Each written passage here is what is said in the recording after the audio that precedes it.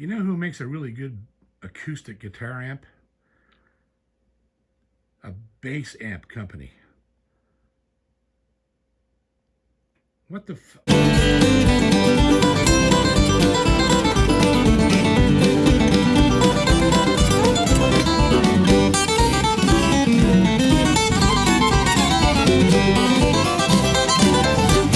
Guitar Stuff with John! Welcome back to another Guitar Stuff with John. So, if you've been watching these for the last 2 years, you'll see that I have done lots of guitars, a banjo. I haven't done any mandolins yet. I've done a silent fiddle. I've done a lot of everything, right? And mostly, I like to review things that I actually use live on stage. That's the whole point of this.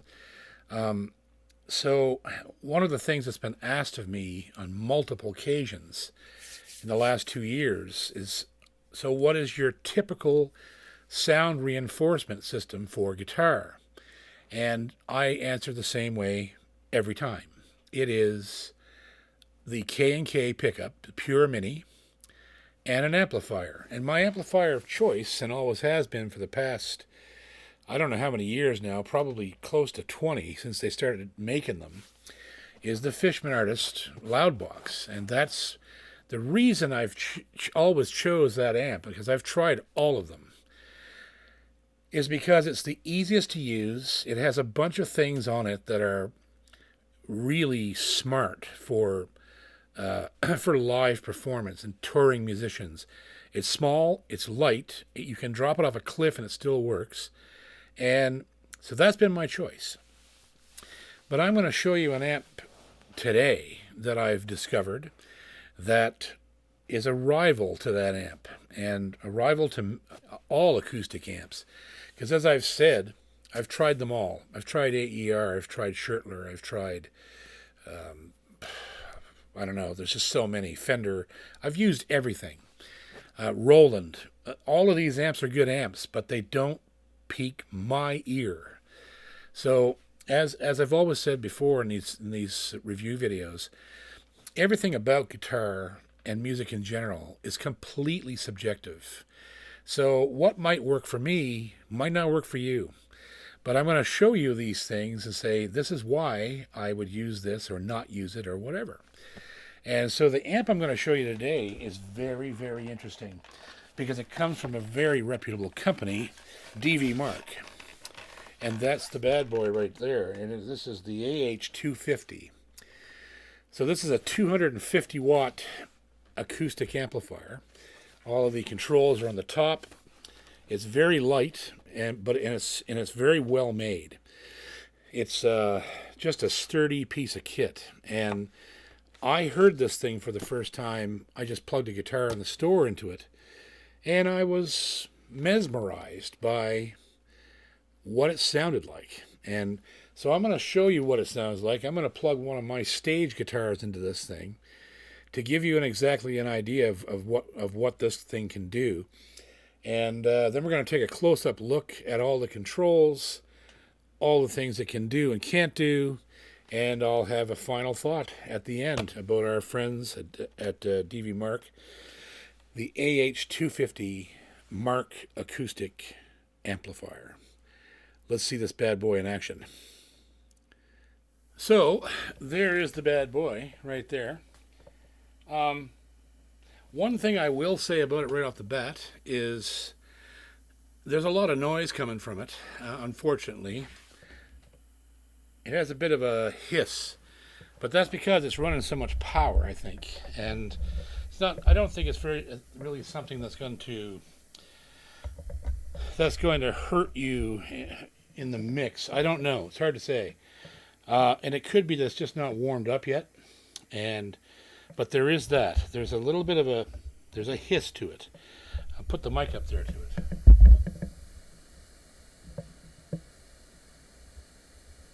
I bet you can actually hear that.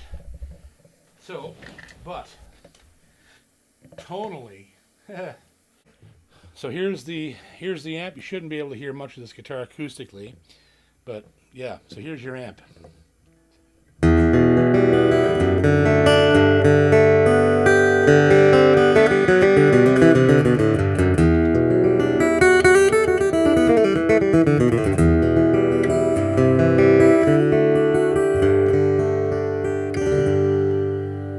Now I chose this particular guitar because it's one of the hardest guitars I have to actually rein in and EQ the way I want it to sound in a live setting. So this thing does it really well, although I'm surprised by how I had to cut it.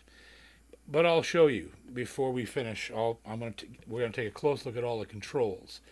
But there it is again. This is my Boucher custom jumbo maple, solid maple Adirondack top with a K&K Pure Mini.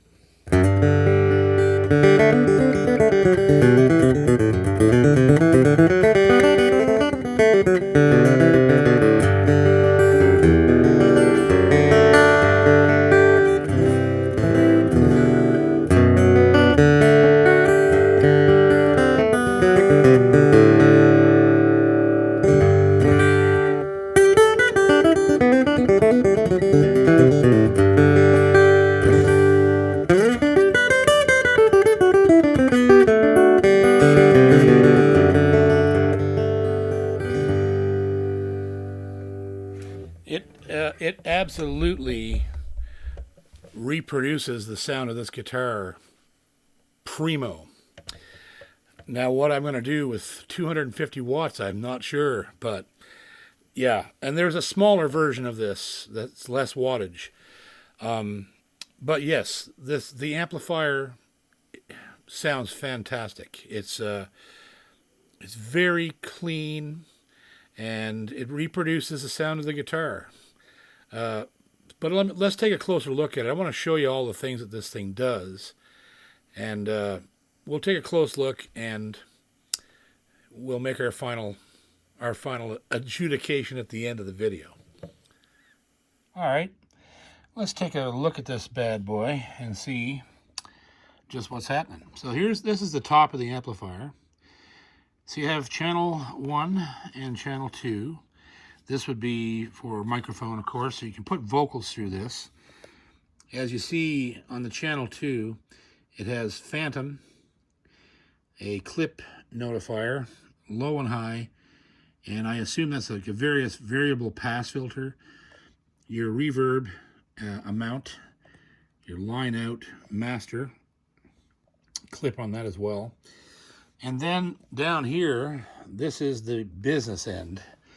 This is the guitar with your gain, clip notifier, low, mid, and high. Now look at how much low I had to pull out of that guitar, and how much mid and how much high I had to put on. So that's a little bit not the same as I would do with the Fishman.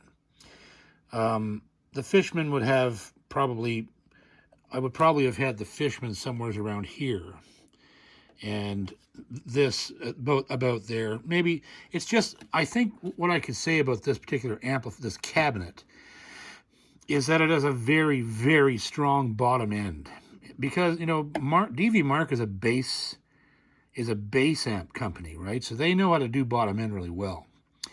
And then we have the effects level here. We have coarse, 4 types of reverb, 2 types of coarse, your phase button, and an anti-feedback filter, which I did not need, which I would think do a fairly good job at cutting out some of the bottom end if it became problematic. And of course your power switch right here. So that's the top panel. Now I'm going to show you something that I really don't like, and I didn't know this until I started to hook the amp up. So here's the amp. This is the top. This is the back. Now, if we move it like so, here's the back of the amp. Okay?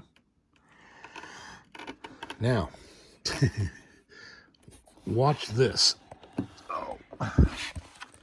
In order to access This is now the bottom of the amplifier. Okay? Look at this. This is a really not a good design. I mean, it may be the only choice they had, because we can see the module probably goes from here up to the top, right? And you can see the speaker is plugged into this module by a 1/4 inch right there. There's your cooling fan. There's your power cable insert. And you have an XLR speaker out. But some of the most important things about this amplifier, like whether you're going post or pre-EQ, that button, plus the ground lift, plus the line out, is on the bottom of the amp. You can't see this or access it with any success without flipping the amp upside down completely, right? So here's the bottom of the amp, right? This is the feet. There's all the gear. I know by the way this is designed, the way that the DV Mark does things, this thing you're looking at here comes out up on top. It's all one unit, right? And then it's separate from the cabinet. And the speaker is literally plugged into the amp right there. The cable's coming out of the cabinet going into the unit, the head, right? This is a bass head embedded. See, there's some more air intake and cooling right there, right? And it also has a level control here. I think that's the tweeter control. Anyhow, so yeah, it's just a really, in my opinion, this is a very awkward design. I don't really want to go into a venue and turn my amplifier upside down in order to get at the main things, the power and the line going out to the board. And if there's a ground problem, you have to put your hand down there while you're playing or whatever, and try to find that switch, and you could accidentally turn off the post pre-EQ, right? I don't know. It's just now, mind you, I mean, you could get used to anything if you really like this. If you really like the sound of this amp, which, as I said, is very, very good. There's just things about it that I would not use this on stage. That's one reason. The other reason is it has no mute button. And I know that might sound like a really kind of a piddly thing, but I unplug my guitars all the time. And I don't want to have to turn my volume down, and you can't turn the amp off once you've done sound check, because you're going to pop the front of house. And you can't unplug the guitar without turning it all the way down. And then you have to come out and fiddle with this button when you've been introduced. You walk out on stage, and you're trying to find where that was. And it's just very, very inconvenient to have to deal with stuff like that. Now, maybe DV Mark will make some changes to this unit over the years, right? To put more of the business end of everything right where you can reach it. So anyhow, I know those are the negatives of the amplifier, but at the same time, the sound of this amplifier is gorgeous. Like, it really is a great sounding amp, and it's got lots of color and lots of presence. And if you want a really powerful, and by powerful I mean it isn't any more powerful for EQ or processing as anything else, but it's powerful. It's 250 watts, and that is a lot of wattage for an acoustic guitar. And yeah, so there you go. There's the DV Mark AH250, and let's go for a final thought. So there you go. There was our review of the DV Mark AH250 acoustic amplifier. As I said, these things are completely subjective. As for the sound, the tone quality coming out of this amplifier, it's beautiful. It's beautiful. And I haven't even really taken the time to really put it through its paces. But I can tell right away that if I was in an uncontrolled environment, like a live stage at a theater or a festival, this is an amplifier that you could turn on and you would be positive that your guitar is going to sound thick, natural, and loud as shit. It's going to be loud, loud, loud. Because we're talking about a ton of wattage here. The only negative things about it are the way that the inputs and outputs are designed. Because DV Mark is a bass amp company, right? They deal with heads and cabinets. That's what they've done. So this is a cabinet with a head built right into it, which unfortunately, the back side of the head is actually facing the floor. So you have to turn the amp on its face, or possibly all the way upside down, to even get the power cable into it, and to make sure that your ground is in the right position, that your post and pre-EQ settings are what you want, and all those things, right? It's all coming out of the bottom towards the floor at the back of the amp. That's a design issue because they have no choice. It's a head built into the back of a cabinet, right? So that being said, this is not an instrument that I would use live because it's too difficult.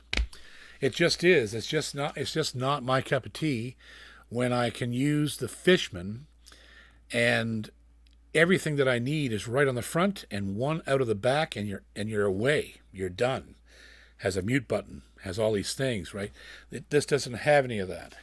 And again, the sound quality of this is good enough that if you don't mind dealing with those little idiosyncratic things, the sound of this will sell you on using it.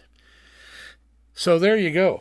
It's a great amp and it's a great company, and don't take anything I say about my little nitpicky things, again, are my own subjectivity and the way that I like to organize things when I play live. When I'm on tour, I need things to be bing bang boom, easy peasy, let's plug in and go. And this hitches that up a little bit. So anyhow, it's still a great unit. It's a great unit and a great sounding amp. And it did a fabulous job of that jumbo, which is a very, very difficult guitar to mix because it has so much volume and power and bottom end and a huge midpoint because it's maple. So the amplifier that I plugged that guitar into has to kick ass. And this did. It sounded fabulous. And I'm sure that you really can't tell on here, even probably with headphones, how good it sounds. I would suggest to anybody who wants to find out about this or anything else that I review, go find it at your local shops and try it. And if you can't, wait until it comes there and try it. Everything is subjective. Everything is designed to make one certain player, or one certain group of players, inspire them, right? And freak them out, go, oh, that's the thing I need to get me the juices flowing again, right? This could be it for you. A Boucher could be it for you. The type of cabling you use could be the thing that changes your signal path and your tone quality and your volume quality and inspires you to play. And that's what this is all about. So, I love you guys. Big love to DV Mark and Sharon Green, our distributor for this company in Canada, at least on the East Coast as far as I know. And big thanks to them. And I would also like to take a shot at the small version of this, which was a giveaway prize in our last String Theory contest. So there you go. There's the DV Mark AH250 acoustic amplifier. And my name is JP Cormier, and I hope that no matter what, you walk away from this video wanting to play music, because damn, we need it right now. All right, guys. I love you. Bye.